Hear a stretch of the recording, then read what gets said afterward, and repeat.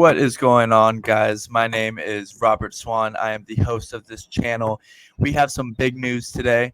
Today we have finally discovered the channel name and the show name of this particular show. Everybody, without further ado, I want to introduce you to Swanted Productions for the Love of Sports. We also have another surprise today. We brought in Perry Aston again because we had so much fun the first time, so much breakdowns, and we're just going to keep it rolling with the Eastern Conference predictions this time. Without further ado, I'm going to introduce my friend Perry. Go ahead, Perry. They saw you last time, but hit it again. What's up, guys? I'm happy to be here talking hoops. I was just actually at a Clippers game in a suite yesterday, so already live basketball, getting excited for it, of course. You can always find me at Perry Aston, Twitter, Instagram. Everything's the same, first name, last name. But most importantly, follow everything Unwrap Sports, Twitter, Instagram, subscribe to the YouTube, like the Facebook. Go support everybody like Robert here who are just putting in the work and putting out some great content. So everybody check out Unwrapped. Yes, so to talk on that today, we're going to be talking about the NBA Eastern Conference predictions. We are going to go 1 through 10, just like last time, one at a time, break down why we think that is the case for the position that we put them in. So we are going to start off with number 1. Perry, I think we both are going to have the number 1 is the same. I'm just going to say it on 3. How about you say it on 3 as well? 1, 2, 3, the Brooklyn Nets. Yep. See, I knew it'd be different. I knew it'd be different. Okay, we're already starting off the show with a big bang. All right, you know what, Perry? I'm gonna let you go right into it and explain why you think the Bucks are going to be the number 1 seed over the Brooklyn Nets. This is crazy. This is what I love. Love talking hoops. What do you got for me? I will say the Nets aren't looking pristine right now in regards to team culture. I mean, there's reports today actually from Woj about Kyrie Irving and his vaccination status. And regardless of what you think about the vaccine or not, as a normal civilian, these are people that work for a huge corporation, and it's obviously allowed to follow the rules. So if now you put the price tag on, you can't get paid if you don't play games, you can't come to certain games. Now you're putting your team in a bad situation. It's less about how you feel about this. Call it political, call it whatever you want. This is a requirement. Even Andrew Wiggins, he's all like, yeah, it's a personal choice. They say, all right, well, you're going to be losing money every game that you don't play. What did he do? The next day, got vaccinated. Put it right here. That's it. Let's just move on with this since it's not a big deal. But until you have to be put into a situation like that, some of these people aren't going to conform. So we'll see what happens there. Not a huge fan of the Nets chemistry as is. With that being said, they're contenders. They're a phenomenal team. But we are talking about the defending champions here. And for the Nets, if there's a team that's going to do any sort of load management, it's the Nets here. Between the stars with Kevin Durant's injuries, with James Harden as well, Kyrie taking PTO days and working 15 hours a week at a job as a cashier is pretty much how he's treating it. It doesn't look cohesive. It doesn't look like, oh, this is the 96 Bulls. Like, I'm not going to go ahead and sign off on that one here. And I'm talking about the NBA champions. So when it comes to the postseason, different conversation here. Absolutely. I do think that's when all the chips are put into the table here. I think the Bucks took advantage of a really unorthodox year last year, and they had a great year. They really, really stepped it up. But I do see them taking this regular season more seriously than the Nets. Fair enough. That's why I have them number 1. Fair enough. So I actually have Milwaukee as my number 2. We kind of started off this way last time. But here are my points on a contrary side to that. So the reason why I have the Brooklyn Nets as number 1, because they practically didn't have the big 3 play together the whole year last year. True. It was James Harden alone, and they still ended up in second place above the Bucks. So even if they don't have Kyrie, they might just be better with Harden and Durant on the floor. So even if Kyrie isn't there half the games because of the vaccination status, still up in the air. We don't know. He might get vaccinated. And if he does, I think for sure they lock down the number 1 seed. But even if he doesn't, just with James Harden or Kevin Durant on the team individually or whether they're together, I still think they're locking up that number 1 seed. We talked about this last time with the Los Angeles Lakers. I think the Lakers know the Nets are going to make it, and the Nets know the Lakers are going to make it if they're both healthy. So when it comes down to the championship and who gets home court advantage, I think they already know that's in their mind. But you did make very valid points going into the reason why Milwaukee But is I mean, number one. if we're going back to last show too, I didn't have the Lakers at number one either. You didn't. I view it in the same light. I mean, you have a lot of stars that do have injury history, specifically lately, and you want to look for the long run. This isn't just let's just dominate regular season, because then you're a Doc Rivers led team where you're like the best regular season team ever. But when it comes down to the postseason, it's a different story. So I think that's the reason why. What do you think of the additions of Paul Millsap and LaMarcus Aldridge, even if they don't have, let's say, Kyrie possibly one night, James Harden another night? They do have those two players, which are experienced veterans, similar to Blake Griffin. Let's add a third too. Patty Mills, really good addition from the Spurs. Really impressed there. And again, I mean, let me just spoiler alert here. Nets are my number 2. So I'm not down on the Nets by any means. It's just between 1 and 2, splitting hairs there. And it's strictly because I believe they're going to really get strategic with how they look at the long run. But you're not wrong at all. It's not even like they had the big 3 together all season. And vaccinations or not, Kyrie had enough distractions last year. We had enough distractions last year. James Harden did enough stuff last year. So let's just remove what's going on right this very moment. Let's just look at last year as an example and mimic last year to this year. Those are issues. But like you said, results are results. They finished 48-24, second in the East. I don't think the 76ers are going to put up that many wins. So how I view it as well is when a team declines, which I view the 76ers well, I view those wins need to go elsewhere. So I'm not crediting those necessarily to the bottom of the East. I don't think it really goes down that way. I think it's more towards the top 5 absorbs those wins and really just bolsters their resume going into the postseason. Absolutely. So let's keep it rolling. The 1 and 2, they're kind of interchangeable. We just talked about Milwaukee. We just talked about Brooklyn. I'm with you. Milwaukee just won the championship. Giannis super young, only going to get better. Who knows? His jump shot might improve. Drew Holiday is going to mesh even more with the team. They did lose, I think, an important piece in the long run. Possibly not during season. This is what we're talking about. But PJ Tucker in the playoffs might hurt them. Don't do that. Even though he scored no points, who's going to guard all those amazing players?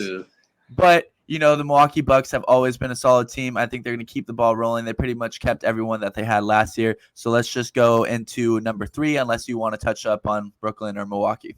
No, I think it's pretty good lock for most people too. They're going to be 1 and 2. So I think this is where it kind of gets interesting. Not number 3, but more of the 4 through kind of 7, 8 seed. That's where I think you're going to be shocked, my friend. I have a feeling I know who it's going to be. So let me hear it. The Miami Heat. Interesting. I thought you had no idea. You had no idea. I know you had no idea. This whole show, I'm keeping Robert guessing. I thought you were going to say the Atlanta Hawks. Yeah, spoiler alert. Yeah, no, trust me. I got my temperature checks when I need my temperature checks. Last year, I was a big call on the Hawks. I predicted they'd finish as the 4 or 5. I officially put them at the 5. They did finish at the 4. So I hit that bullseye. With that being said, it's not the same Eastern Conference this year. I think the Miami Heat potentially have a chance to finish as the 1 or the 2 seed, by the way. And that's because they're really going to take this regular season seriously. The additions that the Miami Heat made, and remember, they do have already a very good team. They went to the championship in the bubble, and they were a competitive team last year. There were no scrubs. They were the number 6 seed right behind the Hawks, or 1 game behind the Hawks and the Knicks, behind the Hawks and Knicks for that matter. So it's 1 game that changed you from a 4 seed to a 6 seed. And keep in mind, they were rattled with injuries. They 100%. Were rattled with COVID. And even through all that adversity, they still only finished 1 game behind the Hawks. And they finished the season 8-2. They're so well coached. Eric Spoelstra is absolutely phenomenal. Pat Riley is just a mastermind finding ways to revamp this roster every year. When they say Heat culture, they mean Heat culture. I don't care who you like in this league. You need to respect Heat culture. That's just how it is, plain and simple. I love it. Even when LeBron was there was still dogs. It's just always how it has to be. And I mean, PJ Tucker's not going to make or break a team, but at least from a cultural standpoint, to bring him into that Miami Heat culture, he fits perfectly. Absolutely perfect. Could not fit more perfect. Let's talk about another player that fits perfectly. Markieff Morris. that's another player that fits absolutely phenomenally in that system. Shout out Markieff from the Lakers. Exactly. Just Much a dog. Absolute dog. Nothing but respect for the guy. I know he loves LA as well, but he is perfect for them. And lastly, Kyle Lowry. Yep. That man can hoop. And it's not just about how he can put up threes, facilitate an offense. He leads the league in charges every single season. The guy is putting his body onto the floor legitimately for your team. He makes those momentum changing plays. He is full court picking you up. Yes, he's an older point guard. So this isn't a guy that you can expect to go take the reins for the next decade. But if you're looking for the next 3-4 years, I'm happy with this move. I really am. I would be glad to see him finish his career out there. I think him and Jimmy Butler are really good together. And then you add a bunch of pieces around them. You sign Duncan Robinson long-term. You still have Tyler Hero there, who's only going to develop more and more. Like we mentioned, they got all those dogs. Bam Adebayo is a superstar.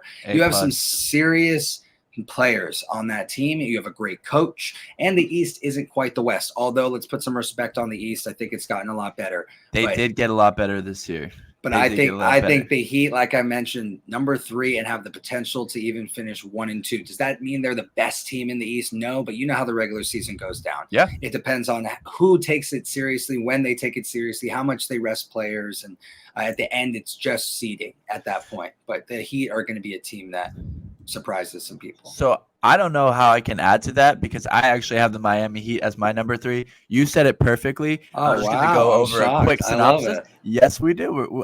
This is how it started last time. I'm just going to touch up on everything that you touched on. Only one game behind the Hawks when they dealt with COVID all year. They dealt with injuries. They added Kyle Lowry, who's going to take off some of the pressure from Bam and Jimmy. That's going to be huge for them. Also, a great defensive player, like you said, leads the league in taking charges. The new additions of PJ Tucker, Markieff Morris, perfect dogs. They'll fit into the culture. They can either switch from offense to defense, from offense going Hero or Duncan Robinson, re-sign their shooters. They can go defense with Markieff Morris as a stretch 4 or 5. They can put PJ Tucker in there if they need some more defense. And I want to bring up one more name that we possibly miss. I really hope he comes back. Victor Oladipo. Yeah. A couple years ago, this man was balling. He's just been so devastated by injuries, and I want to see him come back. I hope he can come back because he is a great basketball player. And if he comes back anything like he was before in the past, watch out for the Heat. Last thing I want to say about the Heat is that with how last season went with all the injuries, it is totally possible that the Heat can end up as number 1, and it is totally possible that the Heat can make it to the championship. So do not count out the Miami Heat because the culture is real, the players are real, and that team is going to be for real. So I'm going to move into number 4 just in case we do have the same number 4. I doubt it. All those. I doubt it. The number 4, I got the Atlanta Hawks, and I wonder if you're going to support it. I wanted to know the whole time where Atlanta was for you. I'm excited to find that out. But here's why I got the Atlanta Hawks at number 4. The Atlanta Hawks brought everyone back. They are a young team. They made it to the Eastern Conference Finals. I think that they are only going to get better, similar to the Suns, kind of how we touched up on the last video. A point that we got to bring up is that they didn't have DeAndre Hunter and Cam Reddish the second half of the season, which are pretty pivotal points in their team. So they were missing some players. So they're going to get integrated within the system. Next, you got Kevin Huerter. I think he had a breakout year. I think Kevin Huerter is going to be a stud, and he's going to get some contracts from people. And with the Hawks' salaries, they might not be able to keep him, but they re-sign Capella, they re-sign Collins, they put Trey Young on like one of the hugest deals we've ever seen. I think that they're only going to get better. And the reason why I think that they're going to be this high is also because of their division. This is where it kind of got tricky for me. In the next couple seeds is where I had to look towards the division. They are in more of a weaker division where their only challenge is Miami. The only other challenges are Washington, Charlotte, and Orlando. Not to say that those aren't like amazing teams and that they won't give them a run for their money, but I think we got to put some respect on the Atlanta Hawks name, and that's why I got them at number 4. Who do you got? You're going to love this. The Chicago Bulls. The Chicago Bulls are my number 4 this year, and that's my Hawks from last year. This is my team. So, I mean, I'm in the restaurant industry. I'm pretty high ranking there, and one of the investors in the project I work on is DeMar DeRozan. So, I mean, I talked to him all off season. I mean, he's been at the restaurant multiple times. He's such a cool guy. So I love the guy. I mean, LA, Compton, born and raised, lives in Calabasas. Love the guy. Amazing. So I got to root for my guy. Then you add in the LA connection of Caruso and Lonzo Ball. Shout out the GOAT. And Caruso. Lonzo. So you're going to bring, this LA culture to Chicago. I really like it. But just all jokes aside in that regard, the team has a lot of talent. Zach LaVine, really amazing player. You saw him in the Olympics as well. He's ready to take that next step. Pat Williams, they brought in. He's the perfect player for their system because they don't need him to go be a superstar. They need him to be a perfect two-way player, play defense, shoot threes when needed, really, really be a methodical player. So I loved that draft pick for them now. And you picked up Vucevic from the Magic at the end of the season. You now bring in a beautiful backcourt with Lonzo, Caruso, and DeRozan on top of LaVine. It's just a beautiful thing in Chicago right now. I'm a big fan. I really think that what they've put together is exactly how I felt about the Hawks last season. People are a little bit more hype on the Bulls than I think the Hawks from last season, but at the same time, I still think people are sleeping. And I think that they're going to make waves here. And I wouldn't be shocked if the Hawks finish there. I'll give a quick spoiler alert, and I'll explain after you explain yours. But Hawks are my 5, so they're right there. Interesting, because the Bulls are my number 5. Well, this is great. Yeah, look at that. We are right there, and I agree with everything you said on that. And I think also it comes down, like I said, it comes down to division. The Chicago Bulls are in somewhat of an easier division than the Hawks are. I really did not know whether to put the Hawks at number 4, the Hawks at number 5. And the reason why I almost put the Hawks at number 5 is because we have an NBA rule change this year where you can't have these ticky-tack fouls, and the people that are going to be affected by this are Trae Young, Stephen Curry, and James Harden. And Dame Lillard. And Damian Lillard. You can throw him in there. It was really tough for me to decide, but I think that you hit everything on the nail. Their lineup, I think, could be pretty deadly. You got Zach LaVine, Lonzo Ball, you got DeMar DeRozan, you got Vucevic at the center. I don't know who they're going to start at the power forward. They might start Patrick Williams. It'll be Pat Williams. Yeah. So you got the development of Patrick Williams. Colby White is still in there just in case the guard gets injured. No, so he can be a 6th man of the year if he really wants to be. Yeah, I don't know if he's going to get those minutes because Caruso is in there. He might get it in season. Yeah. Caruso might get it in playoffs. But you got Caruso coming off the bench. You got Derrick Jones Jr., a high flyer. Imagine Zach LaVine and Derrick Jones on the floor. That would be crazy. The alley-oops will be crazy. You got Daniel Tice as the backup center. With Lonzo lobbing up these passes like crazy. Yeah. You got Daniel Tice at the center, a backup center who is a solid backup center that can, I think he can shoot the 3. He does what he does, blocks, rebounds. He puts in those dirty minutes. He's a good, scrappy guy. Yeah. And I mean, he was starting for the Celtics, so to have him as your backup is solid. I think the thing here is that they added a little bit of defense in Lonzo Ball and Alex Caruso, and they added some offense in DeMar DeRozan and Vucevic. Yeah. So the only thing I have the Bulls at number 5 instead of 4 is because I think they need a little bit more time than the Hawks to mesh together. Sure. But the Chicago Bulls, I'm so excited for Zach LaVine. He has been pretty much in the dumps his whole career. He's a great player, never gets the recognition, never gets those all-star votes because he's on a bad team. Right. But I am excited for the Chicago Bulls. I'm excited to see Zach LaVine possibly get the recognition he deserves. It's going to be a fun season. Yeah, I agree with you. And I think the Hawks, like you mentioned, when I had them at 5, they brought back the whole squad. They love playing for their coach. It's a fun environment in Atlanta. You still have a lot of stars that come out there. The music scene's super crazy in Atlanta. It's just a lot of fun things happening out there right now. So you can feel a really cool energy there. And I think Chicago's now that next place where it's already a major market, but just that energy again. And it's not just because the Bulls, there's other things going on too. So when a whole city gets excited, I think that's when something special happens. And, I do want to transition that into my number 6 because this is the opposite of a city getting excited. This is where it gets tricky for me. This is where it gets tricky. This is 6. I'm gonna have the Sixers, so that's where I have them there.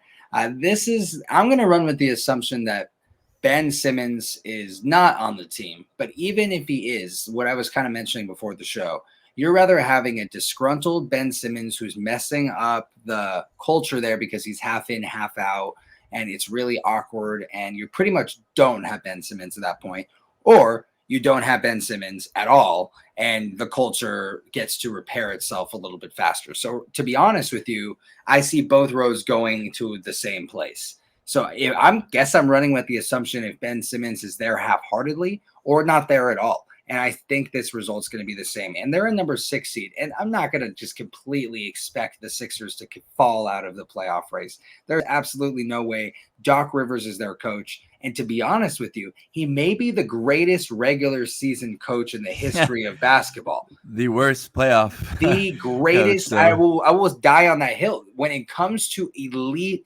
regular seasons, Doc Rivers is your guy. When it comes to blowing 3-1 leads and 3-2 leads when it counts, he's also your guy.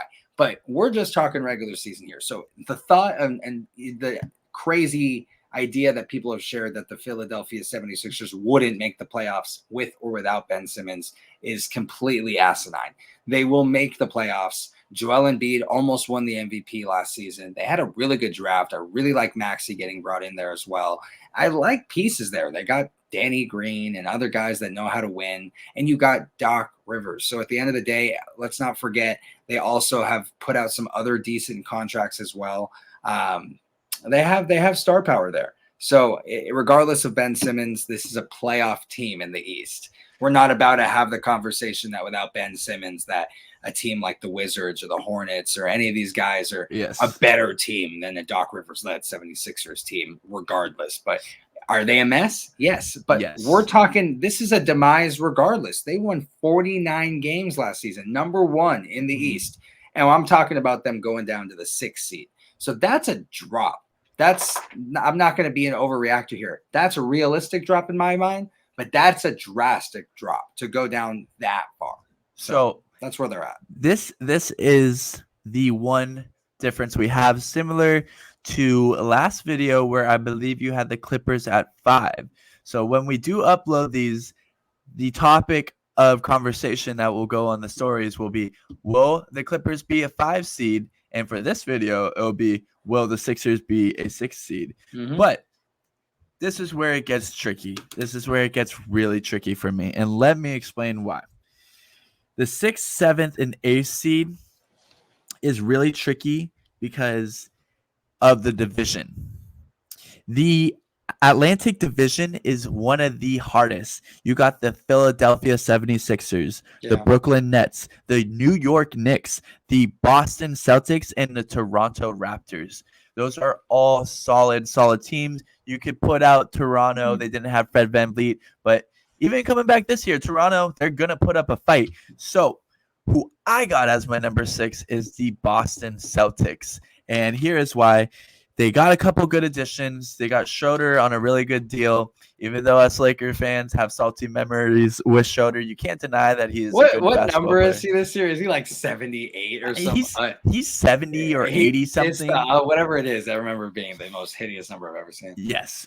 But he is a good player, whether you want to start him, whether you want to come off the bench, provide some scoring, can possibly shoot the 3 at times, is really fast, is a feisty defender. They got Al Horford back, which I think they went back to because they had a lot of success. He's a stretch big. I don't know who's going to be starting on the center position opening night. They also brought in Richardson from the Mavericks. Got some more shooting in there. You got the development from Williams looking good, can block shots, can run the floor. But biggest thing is you have a healthy Tatum and Brown. You got 2 elite stars on there, which is why I have them a little bit higher. You brought back Marcus Smart, and it all comes down to the games in the division. You're playing the teams in your division the most. You got the Celtics, the Knicks, the Sixers, the Nets. And I'll get it more into it when I bring up the Philadelphia 76ers on my list. But I see the Boston Celtics winning a lot of those games. Maybe not with the Brooklyn Nets. Who knows how that will go. But when it comes to Boston, New York, and Philadelphia, I got the Boston Celtics taking a little bit of edge, but who knows? If you're watching this right now, guys, we might totally be off. I might be totally right. Perry might be totally right. We don't know. That is how stacked the East and West are this year. We love doing this. So without further ado, let me hear your number 7. So I have the New York Knicks at 7, and they were a great team last year, 4 seed. Could have been the 5 or the 6, but ended up being the top out of those 3. So the 4 seed barely, 10 games over 500, really stellar defense, awesome culture. Coach Tibbs goes in there and does what he does, plays his starters a ton of minutes, gets a defensive culture. You're competitive. And then at the end of the day, it's tough to get it done when you have so much of a reliance on your key players, and when they don't come through for you that game and you don't have a game plan around it, that's kind of where his downfall is. So I don't know how far the Knicks are going to go during his tenure, and it depends on how many pieces they keep adding around, but I wasn't in love with their offseason. It's kind of similar. You just talked about the Celtics, so I'll talk about soon, but I guess I feel very similarly both about their offseason. I don't hate it. I don't love it. It didn't really rock the boat by any means. And I think this was Schroeder coming in there, and then you swap out Kemba Walker there. It just pieces that are interesting. There is a certain ceiling there where you can understand why you take that risk, why you put them in that position, and you wait to see. But in my opinion, I feel like the Knicks are the same team as last year, and other teams got better. A lot of the time it's less about, everybody came back. And a lot of the time that is a reason why people are successful. It's the chemistry. But a lot of the time when you don't improve in the offseason and other teams leapfrog you, it's less about, nothing really changed from last season. That you're wrong. Your surroundings changed, but you didn't change. I am with you. I'm with you. I got the New York Knicks at number 7 as well. And, I think they gave Evan Fournier too much money. They gave him way too much money. The Knicks were the team with the most salary cap space. But they also lost Reggie Bullock too, which is a very underrated move that I like. Did. All the defense is gone. They did, but in a class full of guards for the offseason, Evan Fournier was your best option. Not saying that he's a bad player. He's a good player. He could shoot the 3. He could dribble.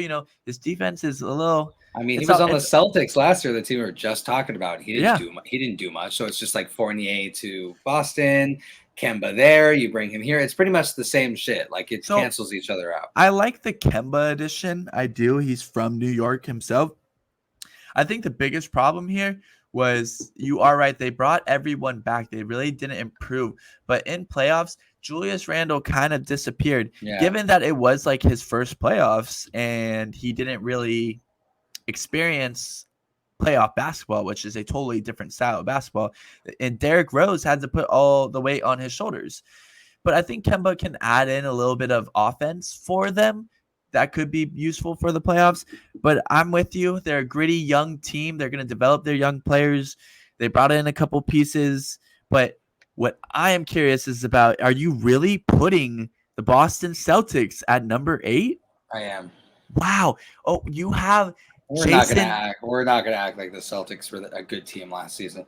But they didn't have Jaylen Brown, which is a huge piece. You got Tatum growing, and he looked amazing in the Olympics. We're just not gonna act like they were a good team at all last season. So they finished at 500. Yes, granted they don't have everybody else had injuries too. What I'm saying is this: the team did not get better. Although Fournier wasn't impactful, he was playing starter minutes. You lost him.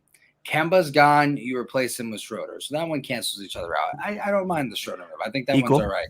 That one's all right. Brad Stevens is a decent coach. I don't know how he is in his new role yet. And neither do we know how good their new coach is either. Because at the end of the day, last year, they barely squeaked in the playoffs. And Jason Tatum had a few awesome performances. But the Celtics as a whole were not a good team. With that being said, it's really just because everybody else got so much better. I think the Knicks are a far better defensive team than the Celtics. But did the Philadelphia Sixers get that much better? They were a much better team than both these teams. Fair enough. So just losing Ben Simmons, who already was kind of not helping them towards the end of the season, to talk about a team that almost won 50 games, top of the league, and then we're dropping them down. Like we're talking the difference of 13 wins. Like that's a massive swing in the NBA. This isn't a 180 something game season. Like this is an 82 game season. Like that's a massive swing.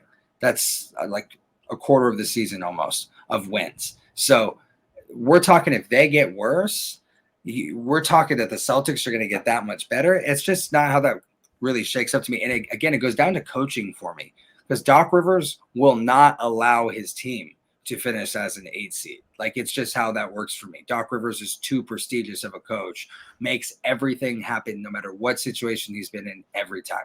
So it's more of a nod towards how I don't think Doc Rivers will let them completely fall from 1 to 8. That's a little too drastic for me. 1 to 6 is still unbelievably drastic of a fall. And the Celtics were the 7 seed last year in a weaker East. But granted they had injuries. Sure. Keep in mind, Perry, that the 4 through 7 seed was only determined by 1 game. I mean, that's not true. The 7 seed, or was it the 4 through 6 seed? It was the Miami Heat. Seed. Yeah, the Celtics were the bottom there. They were only 2 games out from not making the playoffs at all.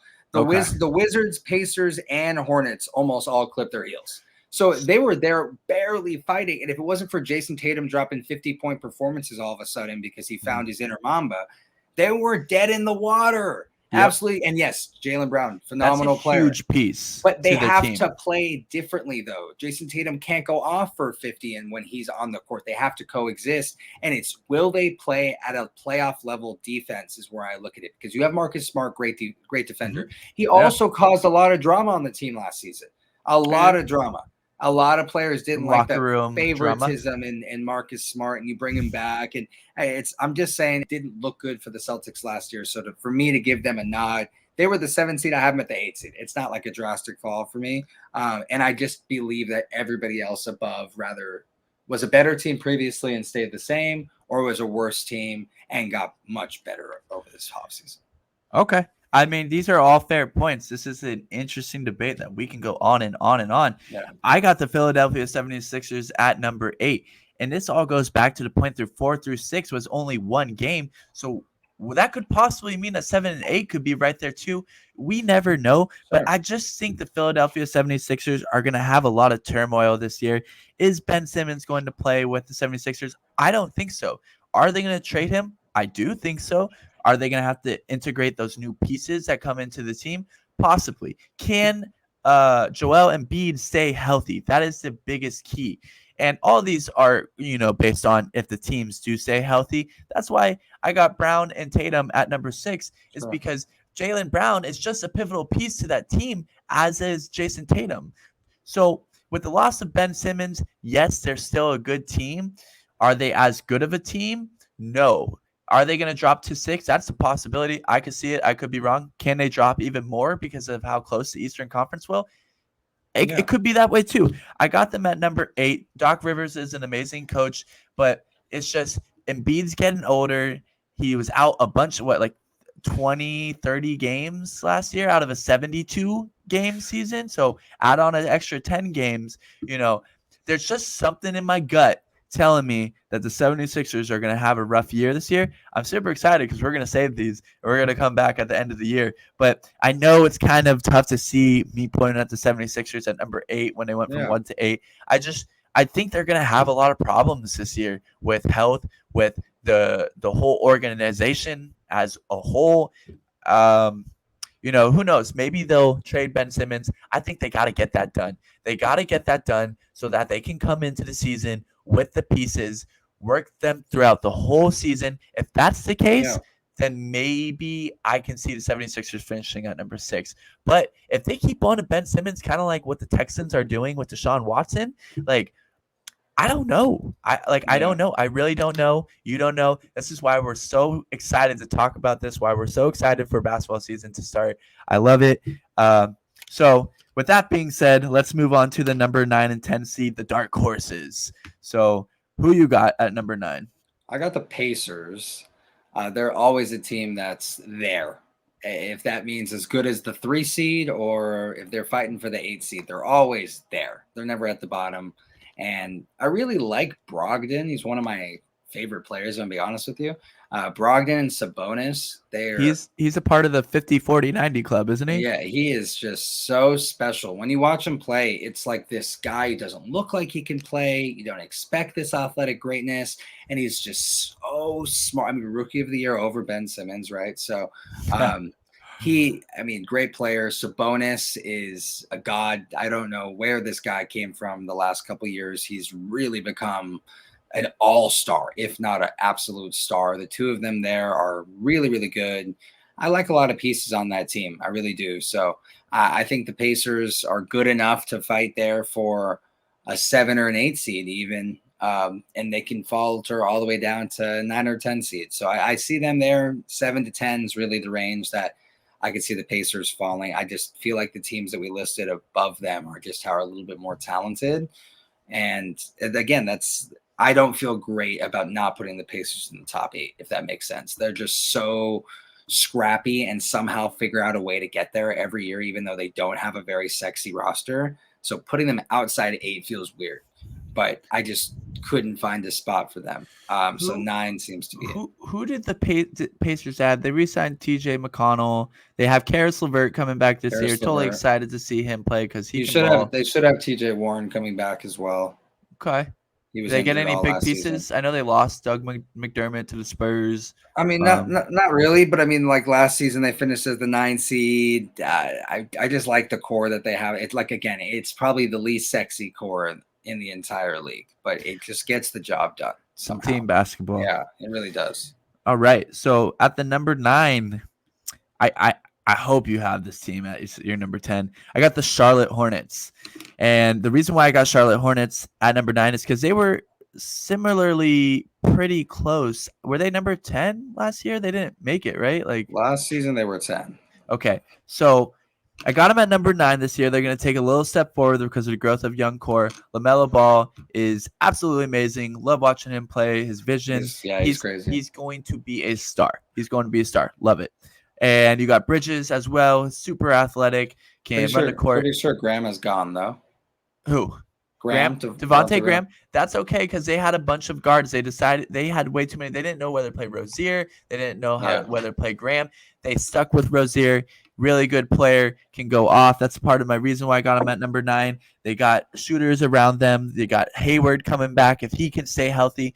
When Hayward was with them, they were like at the 4 seed, I think 20 games in at one point. So, if their team can stay healthy with LaMelo, Bridges, Hayward, Rozier, I think they have a pretty good shot at locking up number 9. Here is my last reason why. Kelly Oubre Jr. I think is a huge signing for them. I think they went out and got him because Hayward can never stay healthy. He's always being injured, even though Hayward has locked up some of the most money ever as an NBA player. Yeah. Crazy. But I think this addition will be huge for him. Can play defense, long, lengthy player, can shoot the basketball, can go off the dribble, can defend. He can do it all. I think this team is starting to come together. And, yeah, I think they're a lock for sure, whether it's 9, 10. I don't know if they can, be above the Celtics, Knicks, Sixers, but we don't know with injuries. We never know how it's going to play out. But, yeah, I think they're a pretty solid lock for me at number 9. So that was your 9, right? Yeah. So my number 10, I don't have the Hornets. Whoa. Okay. Do you? I have the what I'll call now the Los Angeles Wizards. Oh, my God. Wait, why? Before you go into your talk, why not the Hornets? Why the Pacers? Again, it's less about how a team stays the same and more about other teams getting better. And when I say the Wizards, first off, were a playoff team last season. Granted, they had Russell Westbrook. On paper, they're a good team. And I would even give a debate to even say they can make an 8, 9, 10 seed. With that being said, the next team I have all the way through 15. I always do the whole ranking. My 11 seed's the Hornets. So don't get me wrong there. I'm really at the same level with you with Ball. I think he's a star already. He's super exciting to watch. He's only going to get bigger and fill into his body and learn an NBA system more and more. I like Rozier too. I like PJ Washington. I do like their team. I really do. Yeah. It's not like I dislike the team. So I just when how I did the say Pacers get better than the Sixers? I mean the Pacers were a playoff team last year, and I just don't see that changing. I have them Pacers taking a step back. They're 9 this season. So But um so were the Hornets. They were a playoff team as well. the Both Hor- teams didn't make it. the Hornets were a play-in team last year. They were a What they were a number 10 seed actually. what So was the Pacers at 8? Pacers were at 8. Yeah. No, no, Does no. it The Wizards were at 8. Give me a sec. Yeah, Wizards were at 8. Pacers were at 9. So so for me, right?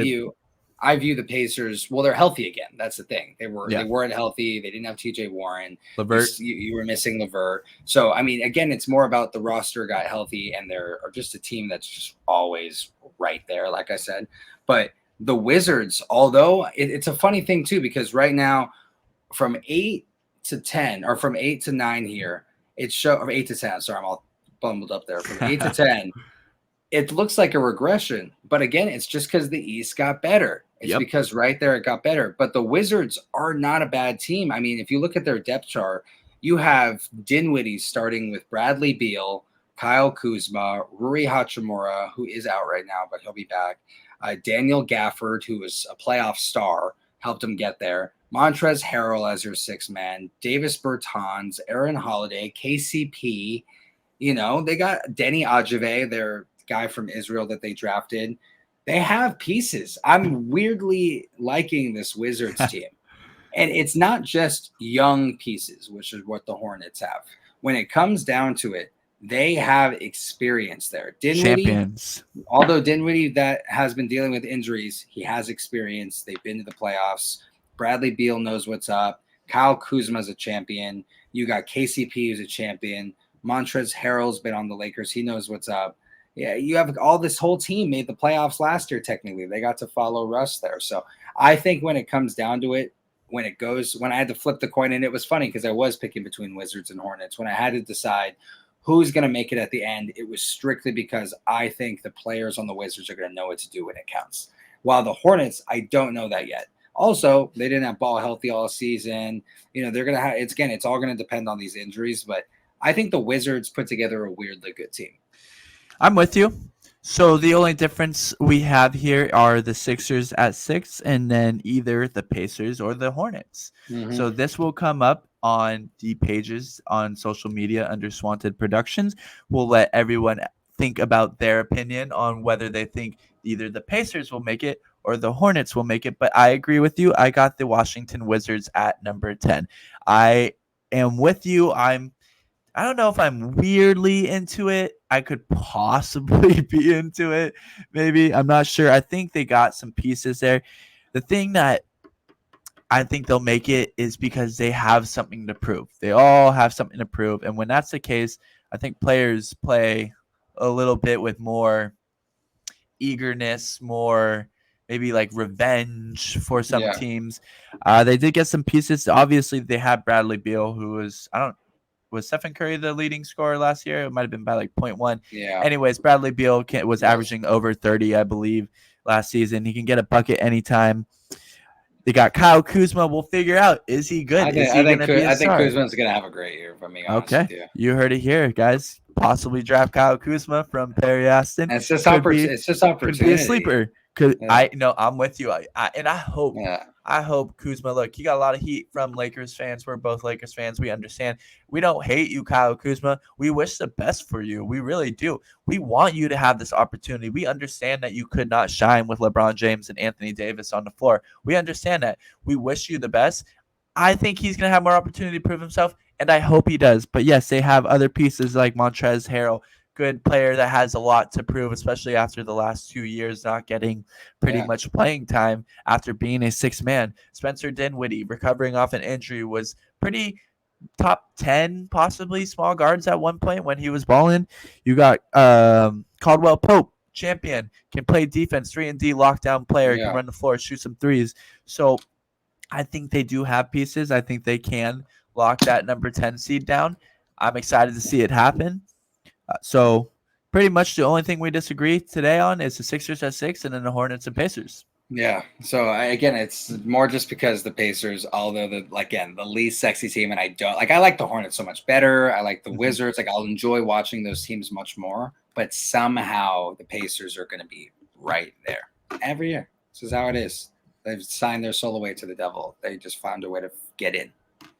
Interesting. Well, that wraps up seeds 1 through 10. Perry, I'm so glad that you could be joining us and talking about the Western Conference predictions and the Eastern Yeah, Conference predictions. me too. I think we hit it on the nail. This will all be coming on social media platforms. My name is Robert Swan. I am the host of this channel. Swanson Productions is the channel name. The show is called For the Love of Sports. You can find me on Instagram at Swan Robbie, and you can find me on Twitter also at Swan Robbie. Perry, I'm gonna let you say the goodbyes and then we'll get out of here. Cool. Yeah. Follow me at Perry Aston, Twitter, Instagram. Go follow me on Facebook, whatever works. Go hit up our page for Unwrapped Sports on Facebook. Subscribe to the YouTube. Check out all the amazing work everyone's doing. And if you love Unwrapped and you love these kind of things, join our Patreon program. It's a VIP program and it's $5 or $10 a month. You get to join our community. We're giving gambling advice, fantasy advice, going talking through the shit. We're doing everything together, doing giveaways. I just gave out a Mark Ingram Ravens jersey. I'm doing a Kenny Galladay Lions jersey. We're just doing fun things. It's just for a little bit to support us. We're there to take care of you. Free fantasy league with a prize at the end. Lots of perks there. So go join at patreon.com/unwrap sports. Help us keep this going and we can continue to deliver great content to you publicly, but also privately there in the group too. So please go join there and go gamble at mybookie.ag. Go sign up with code USN100. That's my unwrapped plugs. But I'm just appreciative to be here talking with Robert and, talking hoops again. It's almost back. So we're back. Of course. We are so close, guys. Thank you for tuning in. We'll be back for another episode soon. Everybody be safe and have a good night. Thank you, Perry.